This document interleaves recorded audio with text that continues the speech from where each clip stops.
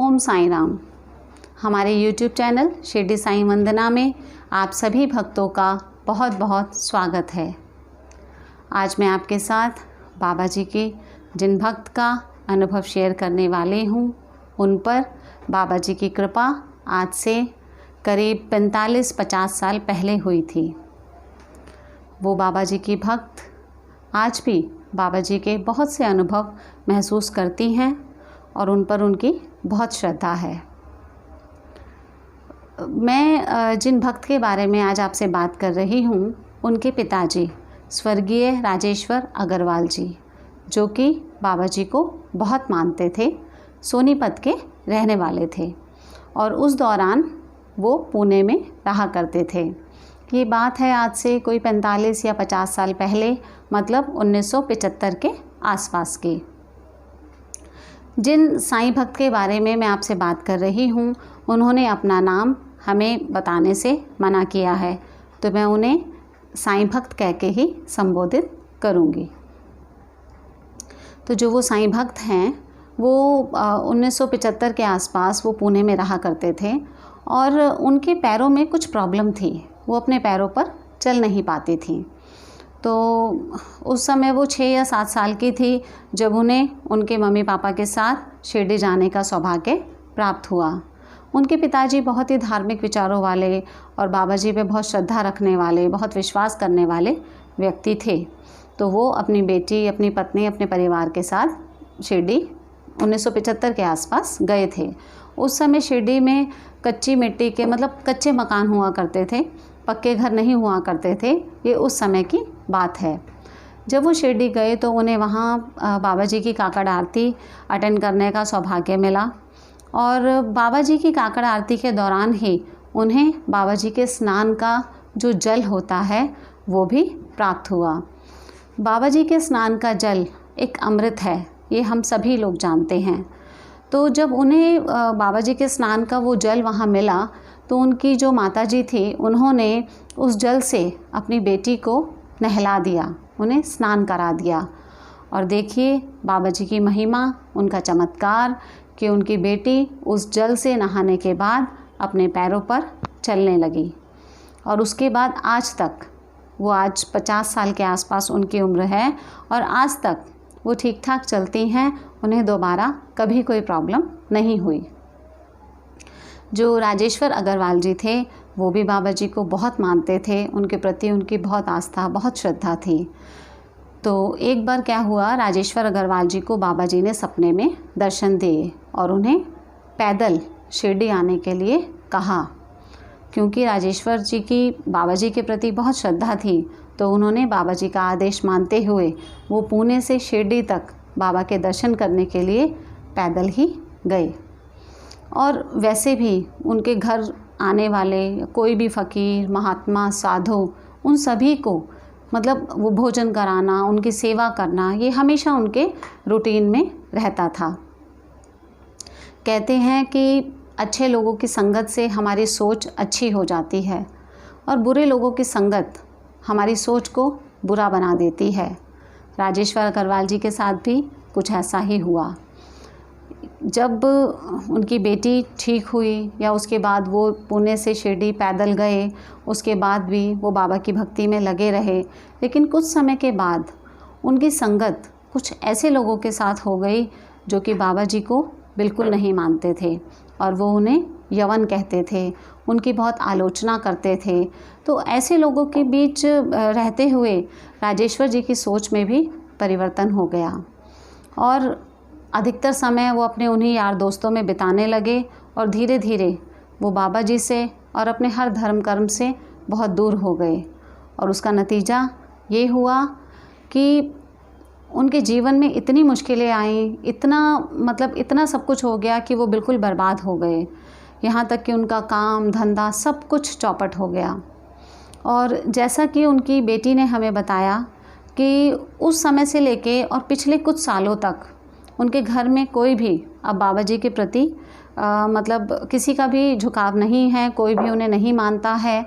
तो पिछले 2-3 साल पहले की बात है, जो साईं भक्त हैं वो दिल्ली में एक गुरु हैं कोई घसीटाराम जी, उनके यहाँ एक सत्संग सुनने गई। उस सत्संग के दौरान उन्होंने वहाँ पर बाबा जी की एक छोटी सी फ़ोटो देखी और उस फ़ोटो को देखने के बाद उनका मतलब फिर से जो उनका मन है वो बाबा जी की तरफ प्रेरित हुआ, उनका झुकाव उनकी तरफ हुआ। हालांकि जो वो साईं भक्त हैं वो अभी भी एक मुश्किल दौर से गुज़र रही हैं, उनके जीवन में बहुत सी मुश्किलें हैं, लेकिन फिर भी 2-3 साल पहले जब वो उस सत्संग में गई, बाबा जी की फ़ोटो उन्हें दिखाई दी और उनका रुझान, उनका झुकाव बाबा जी की तरफ हुआ, वो उनकी तरफ प्रेरित हुई, तो उसके बाद से उन्होंने दोबारा बाबा जी के मंदिर जाना शुरू किया और कुछ समय के बाद उन्होंने बाबा जी के व्रत भी किए। तो जिस समय उन्होंने बाबा जी के व्रत शुरू किए उस समय उनके वो हालात थे कि उनके दोनों ही बेटों की नौकरी नहीं थी और घर की हालात मतलब ठीक नहीं थे। तो उन्होंने बाबा जी से प्रार्थना की कि बाबा जी किसी भी तरह करके मेरे बच्चों की नौकरी लगवा दीजिए ताकि हम जिन मुश्किलों से गुज़र रहे हैं हमें थोड़ा सा रास्ता मिले। और इसी उम्मीद के साथ उन्होंने बाबा जी के व्रत शुरू किए। ये जिस समय की बात है उस समय वो बॉम्बे में रहते थे और कांदीवली में एक बाबा जी का मंदिर है जो कि साईं बाबा जी, श्री स्वामी समर्थ और गणेश जी का मंदिर है, तीनों भगवान का। वो उस मंदिर में जाती थी और उनकी पूजा करती थी, व्रत करती थी, आरती, चालीसा, बाबा जी की साईं सचित्र पढ़ना, साईं बावनी पढ़ना, ये उनके रूटीन में था। तो जब उनका तीसरा व्रत आया तो उनके तीसरे व्रत के दिन ही उनके छोटे बेटे की नौकरी लग गई और बाबा जी ने फिर से उन्हें ये दिखा दिया कि वो आज भी उनके साथ हैं। इसके बाद 2-3 साल पहले की ही बात है कि जब उनके हस्बैंड को पेट में स्टोन हो गए थे और उन स्टोन की वजह से डॉक्टर्स ने उनके पेट में कुछ स्टंट भी डाले ताकि वो स्टोन इजीली बाहर आ सकें, लेकिन फिर भी पिछले 2-3 सालों से वो काफ़ी परेशान थे। अभी पीछे 2-3 महीने पहले की बात है कि उनके फिर से पेट में प्रॉब्लम हुई। उनके जब टेस्ट हुए तो पता चला कि उनके पेट में फिर से 5 और 6 mm के कुछ स्टोन्स हैं। तो उसके बाद साईं भक्त ने क्या किया, उन्होंने बाबा जी की फ़ोटो के आगे एक पानी का ग्लास रखना शुरू कर दिया और बाबा जी से प्रार्थना की कि बाबा जी आप सभी के रोग दूर करते हैं, सभी को एक स्वस्थ जीवन देते हैं, तो प्लीज़ मेरे हस्बैंड पे भी आप कृपा कीजिए और उन्हें इस रोग से मुक्ति दिला दीजिए। और इसी विश्वास के साथ वो डेली एक गिलास जल बाबा जी की फ़ोटो के आगे रखती और अगले दिन अपने हस्बैंड को वो पीने के लिए देती थी। ये क्रम उनका 3-4 महीने तक चलता रहा और अभी पीछे कुछ 20-25 दिन पहले की बात होगी, उनके हस्बैंड के दोबारा से टेस्ट हुए और जब उनके टेस्ट हुए तो उनकी रिपोर्ट्स में डॉक्टर ने बताया कि अब उनके पेट में एक भी स्टोन नहीं है। बिना किसी इलाज, बिना किसी दवाई के, केवल बाबा जी की जल और उनकी कृपा से उनके सारे स्टोन्स अपने आप उनके शरीर से बाहर आ गए। और अभी पिछले हफ्ते ही उनका ऑपरेशन हुआ है और जो पहले उनके पेट में डॉक्टर ने स्टंट लगाए थे वो सारे स्टंट उन्होंने वापस से बाहर निकाल दिए। हम जब बाबा जी पे विश्वास करते हैं, जब हम उनका हाथ थामते हैं तो बाबा जी भी हमें अपना पूरा साथ देते हैं और हमारी हर मुश्किल में हमारी मदद करते हैं। श्री राजेश्वर जी और उनकी बेटी के जीवन से हमें यही शिक्षा मिलती है कि कोई कुछ भी कहे, कोई कैसी भी बात क्यों ना करे, लेकिन हमारे गुरु के प्रति हमारा विश्वास अटूट होना चाहिए।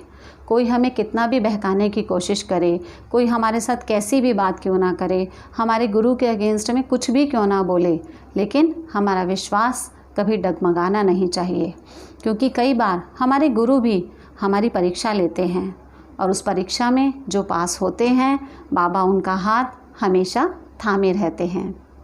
संत कबीरदास जी का एक दोहा है, जात न पूछो साधु की, पूछ लीजियो ज्ञान, मूल करो तलवार का, परे रहन दो म्यान। इसका मतलब है कि किसी भी सज्जन पुरुष की जात कभी नहीं पूछनी चाहिए, बल्कि उनके ज्ञान से हम जो भी हासिल कर सकते हैं हमें वही हासिल करने की कोशिश करनी चाहिए। ये जो म्यान रूपी चोला है, इसका कोई मोल नहीं है, बल्कि उसके अंदर जो तलवार रूपी आत्मा है, केवल वही सत्य है। साईं बाबा जी यवन थे या हिंदू या कुछ और, इस बात से कोई फ़र्क नहीं पड़ता। केवल बाबा जी जो हमें सिखाना चाहते हैं, अपने प्यार से, अपने ज्ञान से, अपने आशीर्वाद से जो शिक्षा हमें देना चाहते हैं, केवल वही सत्य है। क्योंकि बाबा जी हर जाति, हर धर्म, हर रिश्ते, हर चीज़ से परे हैं। उनकी महिमा अपरंपार है।